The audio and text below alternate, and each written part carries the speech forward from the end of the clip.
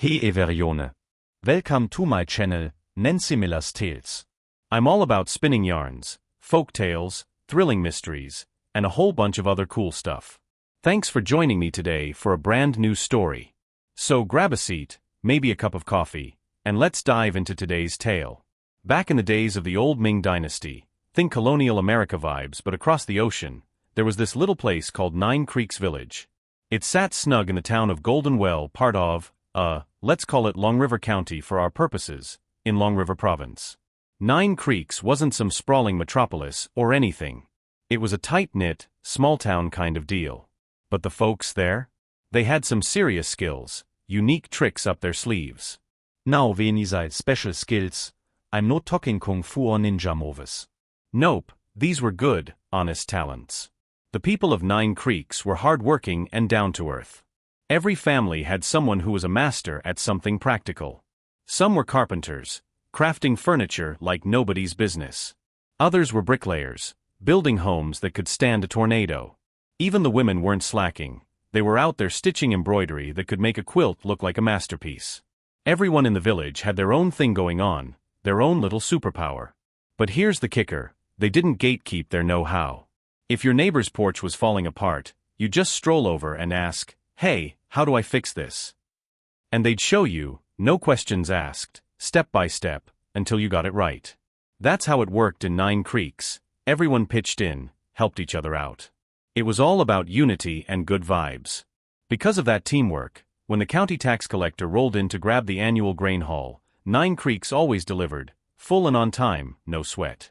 Now let's zoom in on one guy from Nine Creeks, Frank Thompson. Frank wasn't exactly a rock star craftsman like some of the others. His family didn't carve fancy tables or lay bricks. Nope, they made tofu, good old homemade tofu. His dad, Old Man Thompson, was the real MVP of the operation. Every morning, before the rooster even crowed, he'd be up grinding soybeans. By the time Frank rubbed the sleep out of his eyes, Old Man Thompson had a fresh batch of tofu ready to go. Frank's job. He'd sling those tofu blocks over his shoulder on a carrying pole and hit the streets, hawking them like a pro. "Fresh tofu, get your fresh tofu," he'd holler. On a good day, if he timed it right, he'd catch the temple fair over in Golden Well. Those fairs were a gold mine, tons of folks milling around, hungry for a snack. Business boomed when the crowds were thick. Next door to Frank lived the Trents, Mr. Trent and his kid, little Tommy. Mr. Trent was the green bean cake guy. He'd whip up these sweet, crumbly treats that paired perfectly with Frank's tofu. Funny thing though, Mr. Trent was about the same age as Old Man Thompson, but he'd started a family late. Tommy was just 8, while Frank was already 20, a full-grown guy. Back in the day, Old Man Thompson used to haul the tofu himself, but his legs weren't what they used to be, too much wear and tear. Mr. Trent's wife had passed away young, right after Tommy was born, leaving just the two of them. So Mr. Trent gritted his teeth and kept going for his boy, trudging through the streets with his green bean cakes. Little Tommy tagged along, keeping an eye on his dad, making sure he didn't overdo it.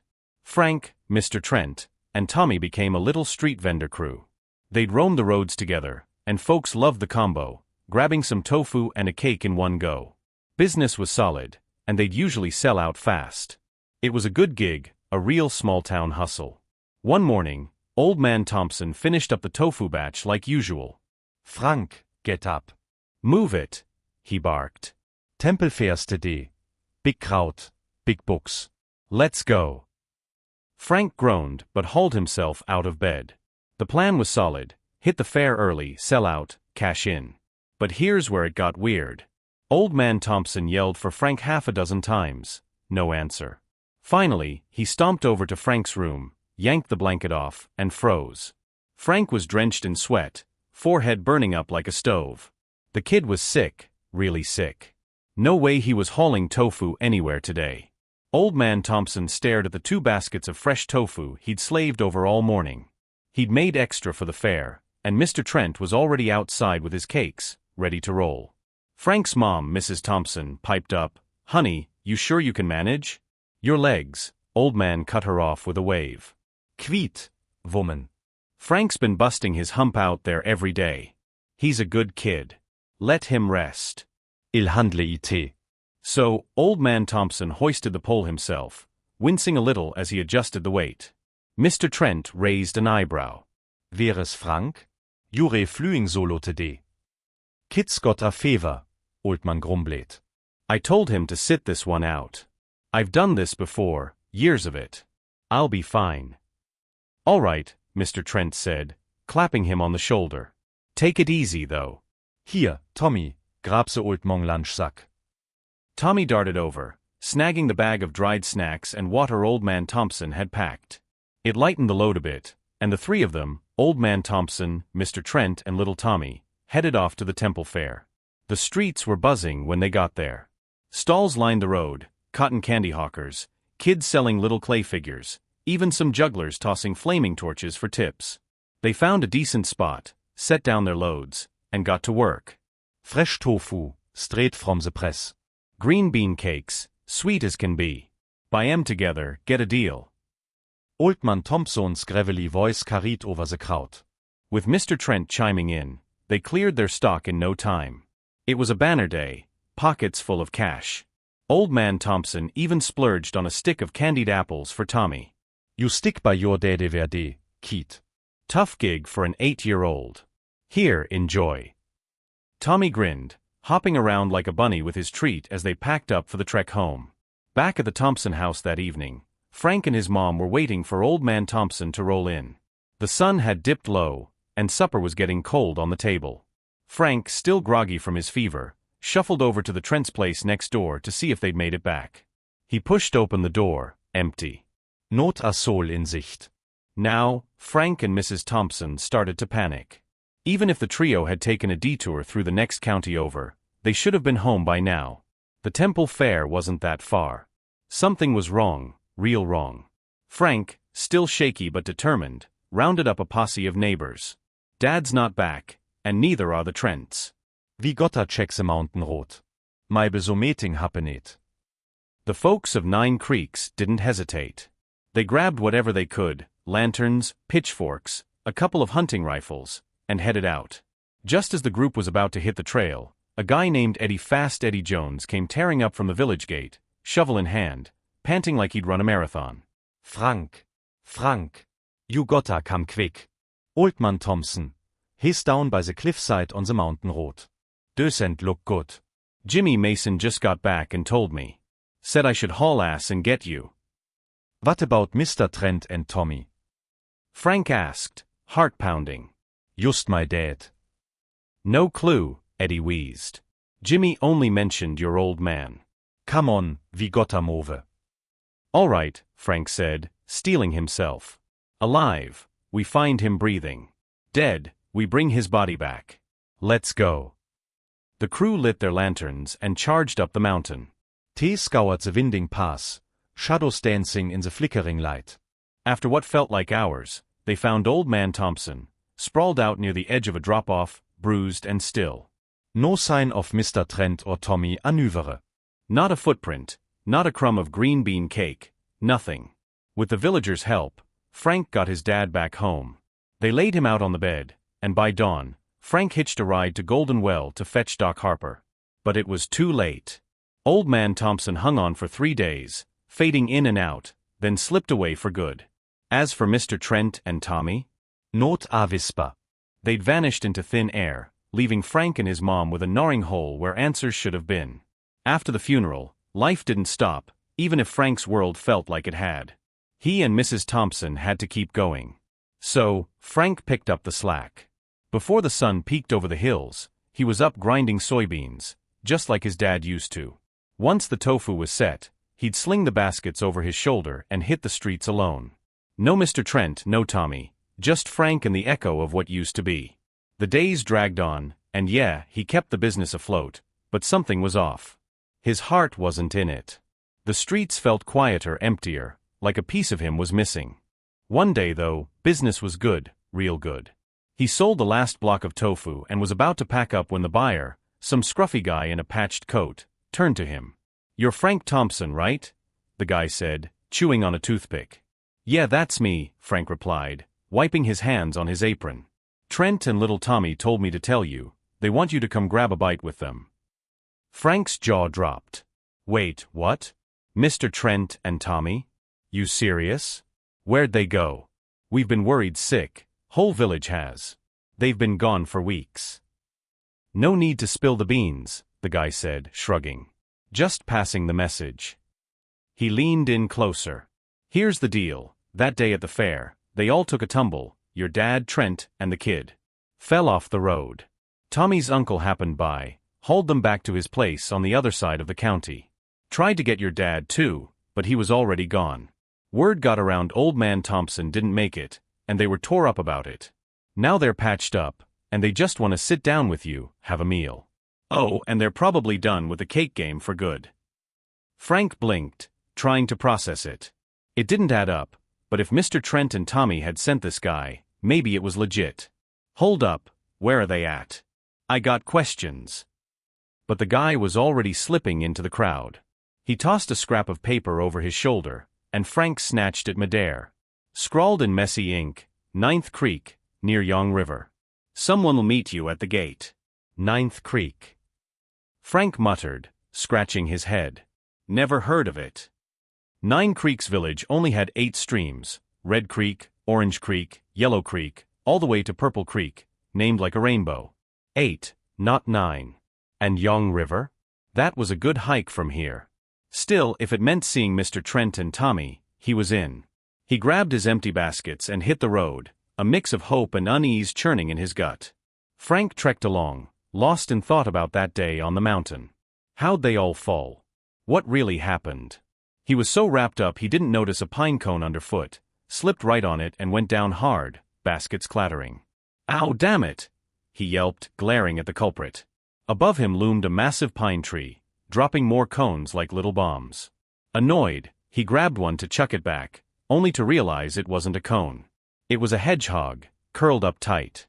Whoa, sorry little guy, Frank said, wincing as he shook out his pricked hand. He crouched down for a closer look. The hedgehog unrolled a bit, revealing a round belly with a pink lump poking out. Wait a sec, you're pregnant? It squirmed, clearly struggling. Looked like it had been stuck there a while, too worn out to flip over with that big belly weighing it down. Frank watched it wiggle, inching along with stubborn grit. Something about it hit him, reminded him of his dad, pushing through no matter what. All right, hang on. I got you. The hedgehog froze as he reached out, curling up again, spines out. Hey, easy now, Frank said softly. I know you're scared. I didn't mean to grab you before. I just want to help. You're having a tough time with that baby, right? Let me give you a hand, just uncurl a little, okay? I can't do much with all those spikes. Maybe it was his tone, but the hedgehog relaxed, slowly stretching out. Its belly was swollen, and Frank could see the problem. The baby was stuck halfway out. Poor thing, he murmured. No wonder you're hurting. He fished a thin sewing needle from his pocket, kept it for patching his apron, and gently worked it under the baby's tiny body. The mama hedgehog squeaked, twitching, but Frank kept steady. With a careful tug he eased the little one free, a pink spiky-free critter, eyes still shut, flailing its tiny legs. He blew off some gunk, wiped it clean with his sleeve, and set it next to its mom. She stared up at him, eyes wide and grateful, making soft chirps. Frank grinned, dug a shallow hole under the pine, lined it with leaves, and tucked them in. He topped it with a big leaf for cover. Stay safe, you two, he said, brushing off his hands. As he turned to go, a weird whisper hit his ears. Seek the underworld traitor when harm comes. He spun around. Who's there? Nothing but the wind. His gaze landed on the hedgehog. You talking to me? She poked her head out, eyes glinting. Yes, she rasped.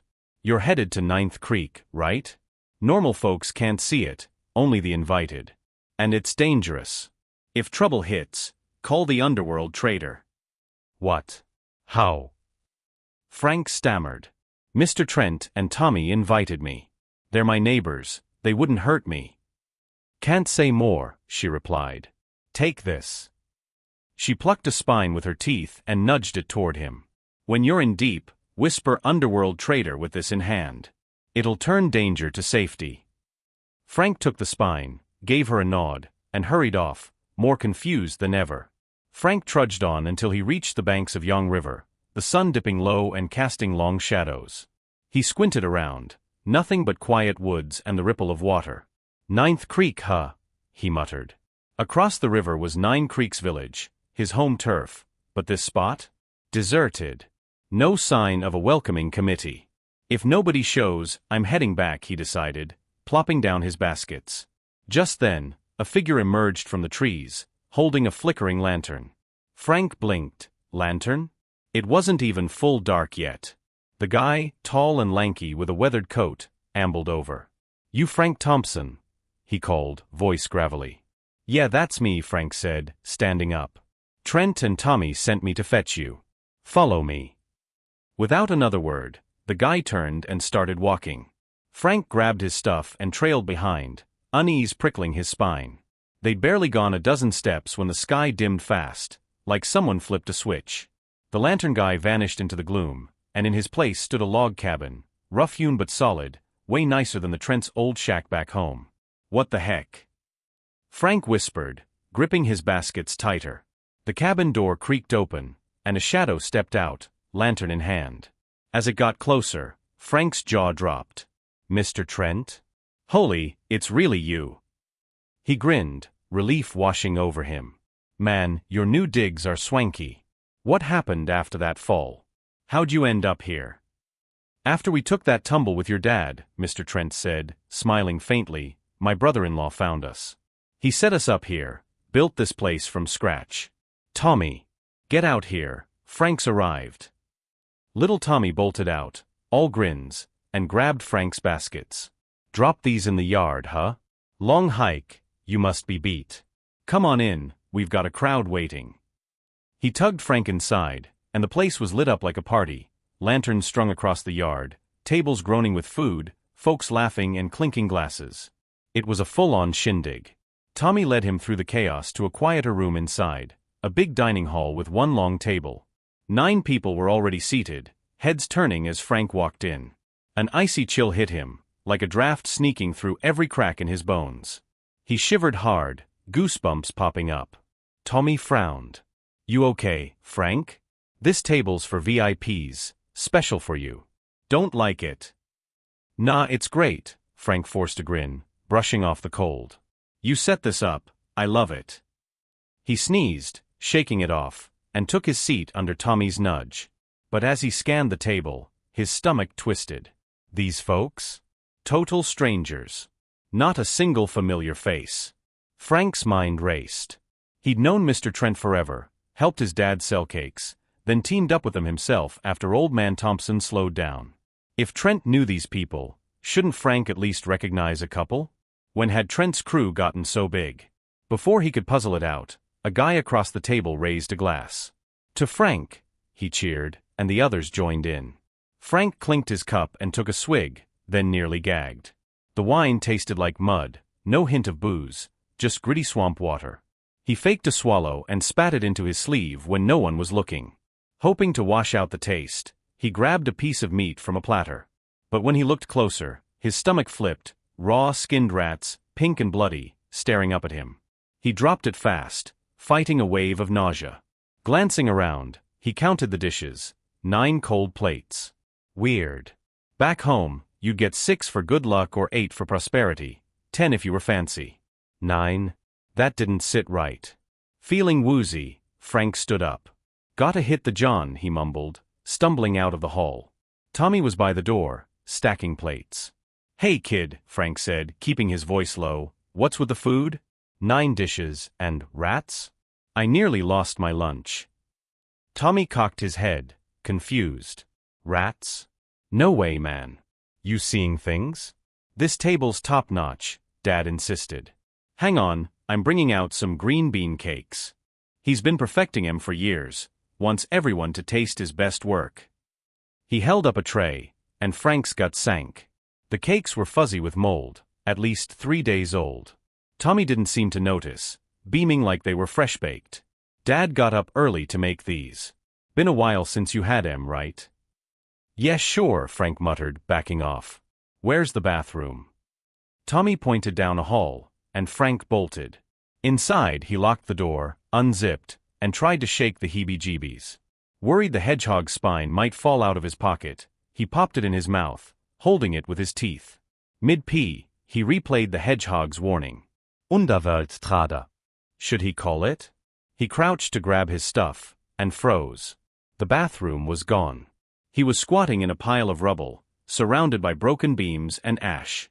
The party noise? Silent. What the hell? He gasped, jumping up. Standing, the cabin snapped back. Lanterns, chatter, everything. Toetestet, he crouched again. Rubble. And this time, he spotted burlap sacks scattered around, stinking of rot. Ninth Creek. What is this place? He whispered. Nine Creeks Village didn't have a ninth stream, never had. But here he was, stuck in some nightmare flipbook, and no one to ask what it meant. Frank stayed low, scanning the ruins. A row of wind chimes hung from the busted porch, red ribbons tied to each one, clinking in the breeze. I'm in deep, he realized. This ain't right. He hugged his knees, heart hammering, when something whacked the back of his head, hard. In the rubble, he couldn't see who'd hit him, just a shadow swinging a stick. He staggered up, and the party roared back to life. There stood Tommy holding, not a stick, but that old toy Frank had bought him at the fair years back. Trent had passed on it, too broke, so Frank stepped up. Tommy used to treasure it. Now he'd clocked Frank with it. Why'd you do that? Frank snapped, rubbing his skull. Tommy's eyes flashed red, teeth gritted. Your dad saved himself and left me and Dad to die. I'm dragging you down with US. What? Frank barked. My dad's dead, Tommy. And he'd never ditch you, he wasn't that guy. Tollate, Tommy snarled. We're already gone. Your dad's fault. He and Mr. Trent yanked up their shirts, revealing gashes and blood, scratches like they'd been dragged over rocks. Here is the truth, Tommy growled. That day, heading back, a big OL copperhead spooked me. I bolted, slipped off the cliff. Dad grabbed my hand, but we both went down. Your old man threw us a vine to climb, but I lost my grip, Dad too. He tried to haul us up, but we were too far. I pushed off, thinking it'd help, but we crashed anyway. Backs torn to shreds, bleeding out in the ravine. We yelled, but no one came. Then we were done. Frank's head spun. No, that can't. It's done, Mr. Trent cut in. Your dad let go. We've been drifting since. Lost souls turned mean. Nint Creek? It's a legend around here. 8 creeks in the village, sure, but the 9th? Only the dead see it, or the doomed. Living folks who stumble in? 9 times out of 10, they don't walk out. Call it Shadow Creek, where the lost lure the living. Frank's blood ran cold. He'd walked into a ghost trap, baited by hate. So you're clear now? Tommy hissed. We're dead. Can't go home. You're not leaving either. He lobbed a fireball from his hand, singeing Frank's eyebrows. Frank ducked, fumbling the hedgehog's spine. Underworld trader, Emaud, no dice. Another flame flew, and he braced for the end. Frank dodged another fireball from Tommy, hissing as the heat grazed his arm. Guess this is it, he muttered, clutching the hedgehog's spine. Underworld trader, he whispered again, half expecting nothing. But then, out of nowhere, a massive burlap sheet swooped in, wrapping around Tommy's flaming orb like a net. The fire sputtered out, and the sheet hovered in front of Frank, sprouting a pair of stitched eyes and a jagged mouth. Kid, it rasped, what's the deal dragging me out here? I'm the underworld trader. You summoned me. What are you trading for your life? Frank gaped at the talking fabric. I didn't know you were a sheet. Look, that hedgehog mom, I helped her deliver her kid. She gave me this spine, said to call you if I was in a jam. Do I owe you something? The trader flapped, chuckling. Helped my spiky pal, huh? She's my buddy, zavet my bacon once. You're her hero, so you're mine. No charge. What's a here? Frank pointed at Tommy and Mr. Trent, who stood frozen, glaring. They're dead, say my dad ditched them. Now they want me gone too. Can you show em the truth? He didn't mean to leave em. Tricky, the trader mused, but doable. The sheet rippled, and images flickered across it like an old movie reel. There it was, the cliffside fall. Old Man Thompson gripping Tommy and Mr. Trent's hands, straining to pull them up. Tommy clutched a candied apple stick in his other hand, sticky sugar glued to the vines. Drop it, Keith. Old Man yelled, echoed by Mr. Trent. Tommy shook his head, stubborn. The old man's arms shook, too old, too tired, and their grip slipped. They plummeted, and Old Man Thompson collapsed, exhausted. He staggered 2 steps toward help, then dropped, mumbling, "Gotta find Tommy and Trent." The rail fadet. See, Frank said, voice cracking. He tried till he couldn't. Died wanting to save you. Tommy starret, eyes welling up. I forgot. Thought he let go on purpose. He sank to his knees, Mr. Trent beside him. "We messed up, Frank," Trent said. Luret you hier outer Spiete. We're sorry, det and dump. The trader rustled. Anything else, fellas? "I'm outta here unless you got more." Wait. Trent pleaded. Can you get Frank outer Shadow Creek? "We'll trade anything, our souls whatever, to fix this." "No need," the trader snapped. "I'd save him anyway." Last words. "We're done," Tommy whispered. Just, sorry. The trader wrapped Frank tight, muttering some garbled chant. The cabin, the ghosts, the wohle creepy Szene blinked out. Nexting Frank Knie, Sonnlicht stung heißes Eis. Frank woke up sprawled by Red Creek, morning sun warming his face. A gaggle of village women were nearby, washing laundry, and they poked him awake. "Hey, Frank, quit hogging the bank. Go sleep at home, we got shirts to scrub." He stumbled back to 9 Creeks, dropped his baskets, and rallied the village. Tommy and Mr. Trent, they're down in the ravine. We gotta bring him home. The crew hiked out, combed the cliffs, and finally found them, 2 broken bodies at the bottom. They hauled the remains back, buried them proper in the village graveyard. Frank stot bei the graves. "You're home now, guys." "Dad, you say this?" "I kept my word, found them." A flutter of butterflies swirled up from the dirt, like a quiet thank you. He turned away, feeling lighter, like the air had cleared. Life went on after that. Frank kept making tofu, kept the family going. But he never forgot Shadow Creek, or the lesson. That hedgehog? If he hadn't helped her, he'd be a ghost himself. Kindness paid off, big time. So folks, that's the tale of Frank Thompson and the 9th Creek. Stick around. Don't miss what's next. We're diving into another wild one, the Carpenter's Curse. Late Ming Dynasty, out west of Long River County, there's this guy Matt Three-Blade Morrison, a woodworker with a knack for trouble. His boys keep dropping dead, and he doesn't even blink. Something's rotten under that old locust tree. Catch you in the next one. Allrecht, let's unpack this. Frank's story's got a heart, shows how misunderstandings can fester, especially after death. Tommy and Trent forgot the real deal. Pinnet it all on Old Man Thompson. But Frank? He didn't hold a grudge. He dug for the truth, set things right, even brought their bodies home. That's some next-level decency. The kicker? That hedgehog moment. One good deed, and it boomeranged back to save him. In real life, we're quick to judge, quick to fight. Next time you're beefing with a buddy, take a breath. Swap some honesty. Trade hard for hard.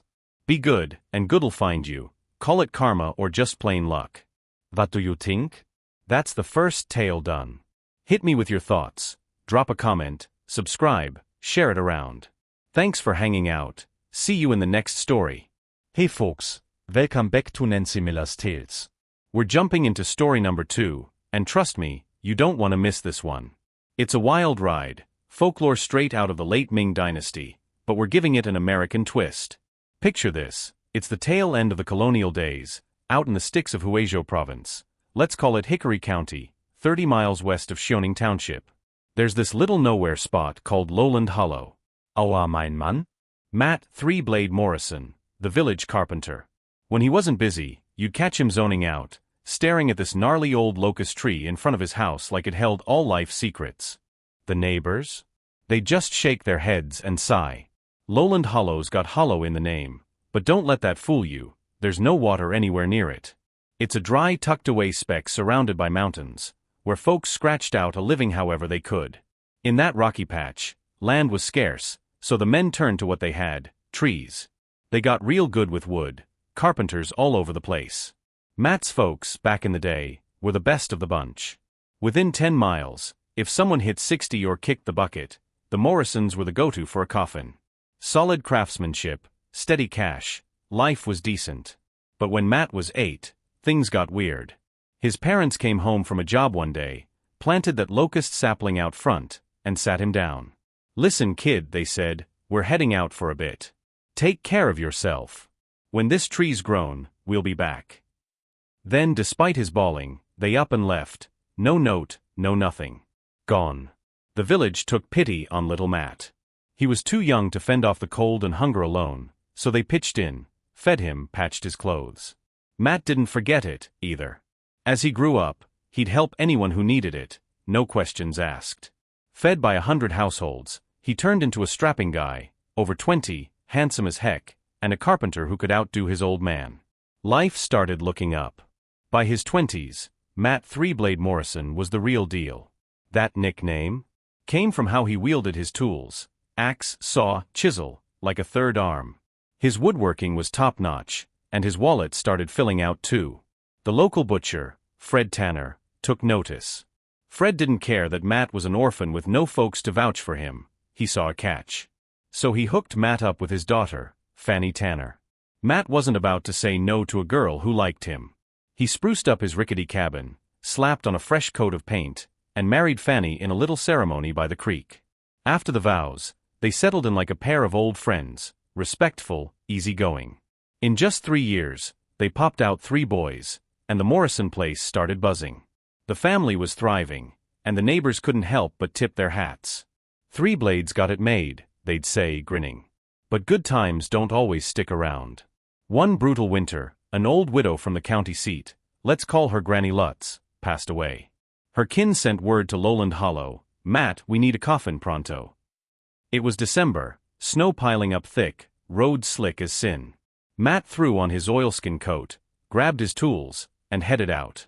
The mountain trails were a mess, ice underfoot, drifts up to his knees. One slip, and you'd be tumbling into a ravine. Matt took it slow, hands and feet working double time, when a faint wail hit his ears. He froze, listening. Somewhere ahead, something was crying, desperate, weak. Curiosity got the better of him, and he followed the sound, picking his way through the snow.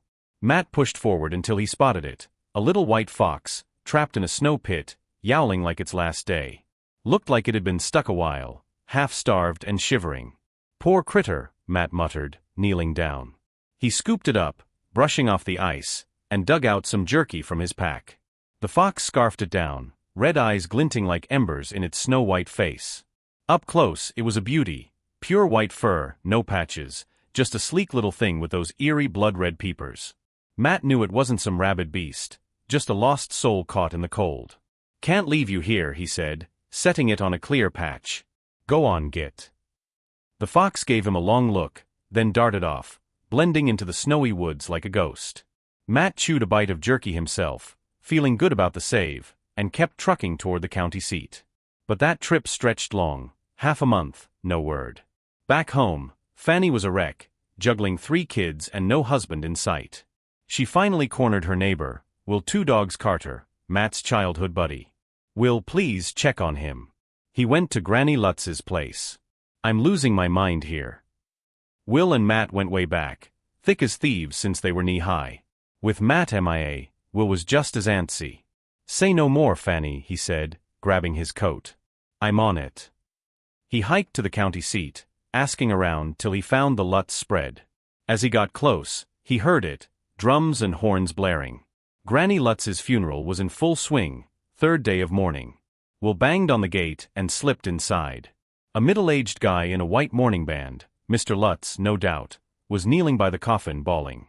Will shuffled up, hat in hand. Mr. Lutz? I'm Will Carter from Lowland Hollow. My pal Matt Morrison came out here 2 weeks back to build your mom's coffin. He's still around." Lutz shot up, red-faced and fuming. "Matt Morrison? That guy. Said he'd make the coffin, but I waited 4-5 days, nada. If I hadn't begged old man Jenkins down the road to whip one up, Maud still be laid out in the parlor. Get outta here, I'm grieving. Will backpedaled. Hold up, he left the day you sent word. Ain't been home since. That's why I'm asking. Don't care. Lutz snapped. Not my problem. Scram. He shoved Will out, slamming the gate. Will trudged back to Lowland Hollow, gut sinking, and broke the news to Fanny. She hit the floor, out cold. Back in Lowland Hollow, word of Matt's disappearance spread like wildfire after Will Carter broke the news to Fanny. The folks weren't about to let one of their own vanish without a fight. They rallied, men, women, even the older kids, grabbing lanterns, ropes, and a few hunting dogs. For days, they combed the snowy mountains, hollering Matt's name till their throats went raw. Nothing, no tracks, no scraps of his coat, not a whiff for the hounds to chase. Fanny was a mess, crying into her apron all day, too torn up to keep the house straight. The three boys, Jimmy, Bobby, and little Sammy, weren't faring much better. With no one minding the stove, they went hungry, bellies growling louder than the wind. The village started giving up, whispering Matt was gone for good, bear attack maybe, or a fall no one find. Then, out of the blue, Matt Three-Blade Morrison stumbled back into Lowland Hollow. Covered in grime, coat torn, he looked like he'd crawled out of a ditch. Fanny and the boys lit up, rushing him with hugs and tears. You're alive. Where you been? They cried. But Matt? He didn't say a word. Didn't hug back, didn't smile, just stared through them like they were strangers. He shuffled to the bed, flopped down, and passed out cold. Fanny figured he'd been spooked silly out there, lost in the snow, maybe roughed up bad. Let him rest, she told the kids, shushing their questions. He'll snap out of it. She stoked the fire, cooked up some cornbread and beans, hoping a warm meal'd bring him around. But days turned into weeks, and Matt didn't bounce back. He'd sit there, silent as a stump, eyes blank. Fanny'd ask, "What happened, hon? Talk to me." Nothing. Her worry grew, gnawing at her like a splinter. Something was off, way off, and it wasn't just the cold messing with his head. Then, the hammer dropped. Trouble hit fast and hard. First, it was Jimmy, the oldest boy. He was out tending the field, barely 12 but already pulling his weight, when a wild boar charged out of the brush. Folks heard the squeals and ran, but by the time they got there, Jimmy was gone. After a day of searching, all they found was a bloody boot, torn to shreds. Fanny barely had time to mourn before the next blow landed. Bobby, the middle kid, was playing by the front porch, chasing a stick like kids do. He wandered too close to the old well, dry as a bone but deep, and slipped. When they fished him out, his little chest wasn't moving. Drowned in mud, not water, face down and still. Fanny clung to Sammy, the youngest, like a lifeline. She watched him every second, heart pounding at every creak. But fate didn't care. One afternoon, Sammy was sitting under the eaves, munching a crust of bread, when a loose shingle slid off the roof. It cracked his skull clean open, knocked him out cold, blood pooling in the dirt. He never woke up. 3 boys, gone in a blink. Fanny was wrecked, sobbing till she couldn't breathe, beating her fists on the floor. But Matt? He didn't flinch. Not a tear, not a word, just that same dead stare, like his kids' graves didn't mean a thing. Every day, he'd shuffle out to that locust tree, sit under it, and gaze up like it was whispering secrets. Fanny'd had enough. "Matt!" she screamed one day, grabbing his arm. "Our boys are dead, Jimmy, Bobby, Sammy. Don't you care?" He shook her off, face twisting with impatience, and shoved her down hard. She hit the ground, stunned, staring at the man she didn't recognize anymore. That was it. Fanny packed a bag, stormed back to her folks' place, and spilled everything. Her dad, Fred Tanner, the butcher, was a bear of a guy, quick with a cleaver and quicker to rage. Hearing his girl got knocked around after losing her kids? He saw red. "That son of a," he roared, snatching his meat knife. The neighbors trailed him, sensing a fight brewing, as he charged toward Matt's cabin. Fred Tanner barreled down the path, knife glinting, with half the village in tow. 50 yards out, they spotted Matt under that locust tree, still as a statue.